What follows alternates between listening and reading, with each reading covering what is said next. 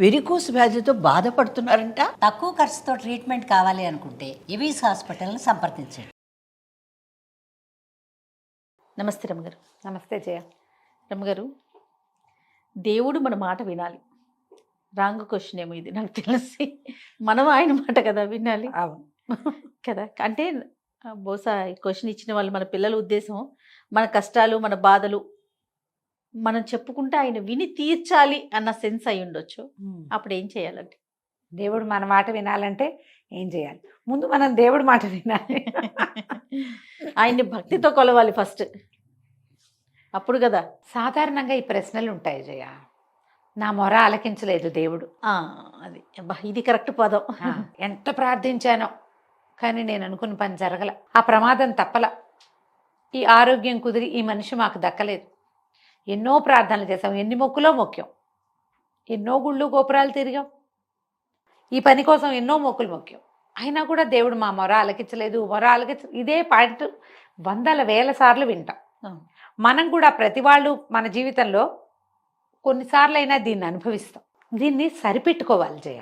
అంటే ఎట్లా అంటారు? నీకు ఒక ముళ్ళు గుచ్చుకుంది, మో దేవుడా అంటాం, ఆ ముళ్ళు తీశారు, అయ్య బాబోయ్ ఎంత ముళ్ళు అంటారు, బొటపటారు నెత్తురు కారిపోతాం. వెంటనే మనకేమనిపిస్తుంది? దేవుడు లేడు, ఇప్పుడు ఇంత కాల్లో ముళ్ళు గుచ్చుకుంది, నేను గుడికి వెళ్దాం అనుకున్నా ఎలా వెళ్తాను, ఊరు వెళ్ళాలి ఎలా వెళ్తాను, నేను అదేదో పని చేయాలి, నేను ఎట్లా చేయగలను, కాళ్ళు కట్టుకట్టాలి, దీనికి కుట్లు పడ్డాయి, అదేదో చీరుకుపోయింది, ఆఫీస్లో మీటింగ్ ఉంది, లేదా మర్నాడు ప్రయాణం ఉంది, పెళ్ళి ఉంది, పేరెంట్ ఉంది, ఇవన్నీ పోతాయి.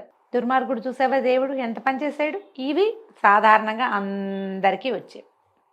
ఒట్టి పుణ్యానికి గుచ్చుకుందే, ఇప్పటిదాకా కూర్చున్నావు, చిటుక్కున ముళ్ళు పిలిచినట్టుంది, ఆ మధ్యలో నాబోటి ఓ పెద్దకే నుంచుంటుంది, ఫోన్ లేరా నాయన, కాల్లో గుచ్చుకుంది, కంట్లో గుచ్చుకుంటేను, అదే కంట్లో గుచ్చుకుంటే ఈ ప్రయాణం ఇవాళ కాకపోతే రేపొద్దున చేస్తావు, ఈ మీటింగ్ ఈ పూట కాకపోతే ఇంకో పూట, ఇలాగే కుంటుకుంటూ పోతావు ఎక్కడో చోటికి. కన్నైతే ఇది నేను ముళ్ళని చెప్తున్నా, ఏ విషయమైనా ఇంతే కదా జయ. పెద్ద యాక్సిడెంట్ అయింది, కాలు విరిగింది, ఉద్యోగం పోయింది, చదువు సంవత్సరం ఆగిపోయింది, ఇంకేమిటో ఇది, ప్రాణం పోతే నువ్వేం చేసేవాడివి? ఒక సంవత్సరం పోయింది, మొత్తానికి ప్రాణం పోతే దేవుడు మొర ఆలకించినట్ట ఆలకించనట్ట? ఇప్పుడు ఇలా సరిపెట్టుకోవాలి. బేసిక్ రూల్ చేయ ఇది. దేవుణ్ణి మనం పరిపరి విధాలుగా ప్రార్థించినా మనకి ఏదైనా లభించలేదంటే దానికి తగిన పాత్రత మనకి లేదని అర్థము. నువ్వు రాసుకొచ్చుకోలా, దాన్ని మోసుకొచ్చుకోలా, దానికి సరిపడా నీ దగ్గర లేదు, అందుకే నీకు ఇవ్వాల. నీకు సరిపడాది నీకు ఇచ్చాడు. నువ్వు దేనికి పాత్రత కలిగి ఉన్నావో నీ పుట్టుకతోటి అది మొత్తం ఇచ్చాడు దేవుడు, నీకు ఇస్తాడు, ఇంకా ఇస్తూనే ఉంటాడు. మనం పుట్టిన దగ్గర నుంచి మరణించేదాకా మనం పొందేవన్నీ ఆయన ఎవడో అక్కడ కూర్చుని ఒప్పుకుంటేనే, అంతే, తన మాస్టర్ ప్లాన్లో ఆయన భాగంగా చేసుకుంటేనే ఇవన్నీ లభించాయి. ఆయన వద్దనుకున్నా కాదనుకున్నా లేదన్నా లేనట్టే. లేని టికెట్లని ఎన్ని చూస్తాం మనం? బాగా తప్పిపోయినవి, పారిపోయినవి, పోయినవి, పోగొట్టుకున్నవి, వెళ్ళిపోయినవి, వేరైపోయినవి ఎన్నో చూస్తాం. మనం అవి చూడటల్లా. మన జీవితం వరకు మనకు కొన్ని బాగానే ఉన్నాయి. ఈ కొన్ని బాగానే ఉండే ఫీచర్స్ ప్రతి ప్రాణికి ఉంటాయి కదమ్మా. చెప్పు, ఒకటి కళ్ళు లేవు అనుకుందాం, దేవుడు కళ్ళు ఇవ్వల, పవర్ఫుల్ ఇయర్స్ ఇస్తాడు. ఒకటి తీసేస్తే ఇంకొకటి ఇతోధికంగా పెడతాడు భగవంతుడు. ఇది లేదు అదేదో ఇస్తాడు, అది కూడా లేదు ఇంకోటి ఇస్తాడు. ఏదో రకంగా అసలు కాళ్ళు లేవు, చేతులు లేవు, చూసుకునే వాళ్ళు లేరు, దిక్కు లేదు, కానీ వాళ్ళు బతుకుతూనే ఉన్నారు లోకంలో. అంతే, వాళ్ళకు కూడా ఏదో ఇస్తాడమ్మా దేవుడు. ఆ సమయానికి ఏదో ఒకటి ఇస్తాడు. నీకు కావాల్సింది రాలేదని నువ్వు బాధపడతావు, కానీ నీకు రావాల్సింది నీకు ఇచ్చే తీరుతాడుగా. ఆయన అడ్డం పడలేడు అసలు. ఇప్పుడు ఆయన కూడా దానికి అడ్డం పడలేడు. నీకు రావాల్సిన దాన్ని భగవంతుడు కూడా ఆపలేడు. ఖచ్చితంగా వచ్చి తీరుతుందా రమ్మగారు? 100% మంచి అయినా చెడైనా. ఇందులో మనకి రావాల్సిన చెడు, మనం రాసుకొచ్చిన చెడుని తగ్గించుకునే అవకాశం భగవంతుడు ఇస్తాడమ్మా మనకి. అది ఇస్తాడు, చెడుని తగ్గించుకోవచ్చు. అప్పుడప్పుడు భగవంతుడు మన మొర ఆలకిస్తాడు. పెద్ద చెడు రాకుండా చిన్నది వస్తుంది. పాము కుట్టాల్సింది చీమ కుడుతుంది. కొండ నెత్తి మీద పడాల్సింది ఇంత బండరాయి పడుతుంది, ఇంత రాయి పడుతుంది, పలుకురాయి చిల్లు పడుతుంది గుండుకి. నువ్వు ఆ రాయి ఎంత పడితే చచ్చిపోతావు, నువ్వు ఇక్కడ పచ్చడి అయిపోవాలి, నువ్వు నేలకు అంటుకుపోవాలి. గుండుకు చిల్లు పడి 3 కుట్లో 6 కుట్లో పడతాయి. 3 రోజులు కోమాలో ఉండి 4 రోజులు హాస్పిటల్లో ఉండి తర్వాత ఎప్పుడు బయటకు వస్తాం. బద్దదే పడి ఉంటే. జై హింద్. ఈ మార్పుకి మనం ఏం చేయాలి? ఇది మనం అడగాల్సిన ప్రశ్న. అదే కదా. మన మొర భగవంతుడు ఆలకించాలంటే మనం ఏం చేయాలి? ప్రార్థన, సహాయం, ఈ 2 మార్గాలు. ఏది లభించినా దేవుడా నీ వల్ల ఇది నాకు లభించిందని నమ్మాలి. నువ్వు ఉన్నావని నమ్మాలి. భగవంతుడు అనేవాడు ఒకడున్నాడు. తెల్లవారి నిద్రలేచి ఒక దండం, ఒక ముద్ద అన్నం తింటూ ఒక నమస్కారం, ఓ 10 రూపాయలు వస్తే ఓ నమస్కారం, ఇది అవసరం. ప్రార్థన మొదటిది. రెండోది సహాయం. నీ వల్ల అయిన మాట సాయమో, పని సాయమో, డబ్బు సాయమో, చేతి సాయమో ఏదో ఒకటి చెయ్యి. నువ్వు చేసిన సహాయం నీ మీద పడే పెద్ద కొండని ఆపి చిన్న పలుకురాయిని పడేలాగా చేస్తుంది. సాధారణంగా చెప్తారు, ప్రార్థించే పెదవుల కంటే సాయం చేసే చేతులు గొప్పవి. కానీ సాయం చేసే చేతులున్న ప్రతివాడు ప్రార్థించే పెదవిని ఉంచుకుని తీరాలంటాను నేను. ప్రార్థించాలి వాడు. నువ్వు సహాయం చెయ్యి, నేను చెయ్యొద్దంటలేదుగా. దాంతోపాటు ప్రార్థన మాత్రం ఎందుకు చేయకూడదు? నువ్వు అదే కదా, ఒట్టి ప్రార్థన చేసి ఉండిపోవద్దు. ఇది చేసి అది చేయమంటున్నా.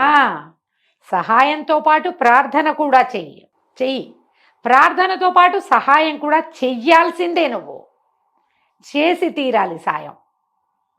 పెద్ద ప్రార్థన వాడిలాగా గంటల తరబడి కాకపోతే ఒట్టిగా నామం, దేవుడి నామం, భగవంతుడు ఉన్నాడని నమ్మి ప్రవర్తించు, అది చాలుగా. అప్పుడు నీ మొర ఆలకిస్తాడు దేవుడు. మన మాట వింటాడు, విని వస్తాడో ఎవరినైనా పంపిస్తాడు, ఏదైనా ఒక సహాయం అందేలాగా చేస్తాడు. మనకు అది ఇంపార్టెంట్ కదా జయ? మరి అదే ఇంపార్టెంట్ రమ్మగారు. ఎక్కడికో వెళ్తాం, ఏముండదు, ఏ అవకాశము ఉండదు. ఎవరు మన భాష కూడా కాదు, వాళ్ళు దారి చూపిస్తారు మనకి. మనం ఏదో భాషలో అడుగుతాం, వాడికి ఇంకో భాషలో అర్థమవుతుంది. ఊరి పేరు ఒకటే తెలుస్తుంది, వాడికి రైట్ టర్ను లెఫ్ట్ టర్ను చెప్తాడు, ముందుకెళ్ళమంటాడు. భగవంతుడు. లేకపోతే గోతులో పడతాం మనం. అప్పుడప్పుడు అలా అవ్వదు. ఖచ్చితంగా. ప్రతి వాళ్ళు ఇప్పుడు ఇలాంటి అలా ఎందుకు అవుతుందండి అంటే, మీ జీవితాన్ని తరచి చూసుకోండి. మీరు ఎన్నిసార్లు భగవద్ దర్శనం చేస్తుంటారో. మనిషి పుట్టిన ప్రతి వాడు తన జీవితంలో కొన్ని 100ల సార్లు దేవుణ్ణి చూస్తాడు. 1000 సార్లు అన్నం తింటాం జయ మనం, 100ల సార్లు దేవుణ్ణి చూస్తాం. అతడు దేవుడని నువ్వు తెలుసుకోవు, నమ్మవు, అనుకోవు. నువ్వు అనుకోపోతే దేవుడు కాకుండా పోడుగా. మరి నీకు సహాయం చేసిన వాడు దైవమే. ఖచ్చితంగా ఆ స్వరూపం అది కాదు. నువ్వేదో రూపం ఊహిస్తావు, చతుర్భుజుడైన నారాయణమూర్తిని. అలా కనపడ్డు, నీ అందరికీ కనపడ్డానికి నుంచో లేదా ఆయన అందులో. అలాగా మనందరికీ కనపడ్డానికి కాదు, నీకు కావాల్సిన సాయం అది చేస్తాడు. వాడు ఒక గుడ్డు బిచ్చగాడు కూడా కావచ్చు, దారిపోయే వాళ్ళు ఎవరో కావచ్చు, ముక్కు మొహం తెలియని వాళ్ళు కావచ్చు, ఎవరైనా కావచ్చు కదా. వాళ్ళు ఎవరో మనకు తెలియదు, పనిచేసి వెళ్ళిపోతారు. భగవంతుని ప్రేరణ వల్ల జరుగుతాయి ఇవి. దీంట్లో నీకు ప్రార్థన, సహాయం చేసే విధానము కనుక నీవైతే నీకు తరచుగా సహాయం అందుతుంది. అసహాయ స్థితిలో నువ్వెప్పుడు ఉంటావు, కాసేపు నువ్వు ఎంత అనుభవించాలో అంత, కానీ నీకు ఖచ్చితంగా సహాయం వస్తుంది. ఇప్పుడు వెంటనే ఒక ప్రశ్న, వాళ్ళందరూ మరణించట్లేదా? చాలామంది చనిపోతున్నారు కదా, చాలామందికి యాక్సిడెంట్లు అవుతున్నాయి కదా, చాలామంది జబ్బులతో అనారోగ్యాలు ఉన్నాయి కదా. ఎవరెవరి కర్మానుభవం వాళ్ళది. యాక్సిడెంట్లు అయినప్పుడు సహాయం అంది బతికిన వాళ్ళు లేరా? మరణం అనివార్యం కదమ్మా, దాన్ని తప్పించగలమా మనం? తప్పించలేము. ఇప్పుడు ఎర్లీగా 10 ఏళ్లకో 14 ఏళ్లకో 12 ఏళ్లకో 25 ఏళ్లకో అన్ని చేతికి అందే సమయంలో మరణిస్తారు కొంతమంది. వాళ్ళ కర్మానుభవాలు. వాళ్ళు ఎవరో మరణించారని మనం ప్రార్థించడం మానేస్తామంటే ఎలాగా? నువ్వు అన్నం తింటాం మానవు, గాలి పీల్చటం మానవు, ప్రార్థన మాంతే ఎట్లా? నువ్వు తినడము, గాలి పీల్చటము, బతకటము లాగానే ప్రార్థన. అంత సహజమైంది. అలా చేయాలి దాన్ని. నువ్వు అట్లా నమ్మాలి భగవంతుణ్ణి. సహాయం కూడా అలాగే చేయాలి, సహజమైన క్రియగా. నేను చేశానని డబ్బు కొట్టుకోవద్దు. ఇప్పుడు ఇదంతా నాకే లభించాలి, సహాయం చేసిన క్రెడిట్ కోసం ఆలోచించద్దు. సాయం చేసి వెళ్ళిపో, వాళ్ళకి కావాలి చేసి అంతే. ఆ సహాయం అదేదో ప్రమాణమైన క్రియ, దీనివల్ల దేవుడు మెచ్చుకుని నాకు టికెట్ ఇస్తాడు, అది ఇస్తాడు, నాకు అదేదో ఇవంతా ఆలోచించద్దు, అది పనికిరాదు. అది క్యాజువల్గా చేయాలి. అది చేస్తే నీ మాట దైవం వింటాడు. దైవాన్ని వినిపించే ఏకైక ప్రక్రియ ఇదే, అంతే. ఏ మాట అయినా వింటాడమ్మా, ఖచ్చితంగా. మనకు అది రావాలిగా, వినిపించటం వచ్చి రావాలి, వినిపించడం వచ్చి ఉండాలి. నేను చెప్తున్నా కదా, ఊపిరి పీల్చుకున్నంత సహజంగా మీరు ప్రార్థించడం నేర్చుకోండి. దానికి స్వరూపంతో పని లేదు, ప్రార్థన అంతే. మనము కాని ఒక అతీంద్రియమైన అద్భుతమైన దైవికమైన శక్తి ఉంది, దానివల్లే మనం నడుస్తున్నాం. అదే మనని చేసి ఉంచుతోంది ఇక్కడ. అది నమ్మితే చాలు. తప్పకుండా రమ్మగారు. ఈ 2 చేయండి, దేవుడు మీ మాట వింటాడు చక్కగా. నమస్తే అండి. నమస్తే.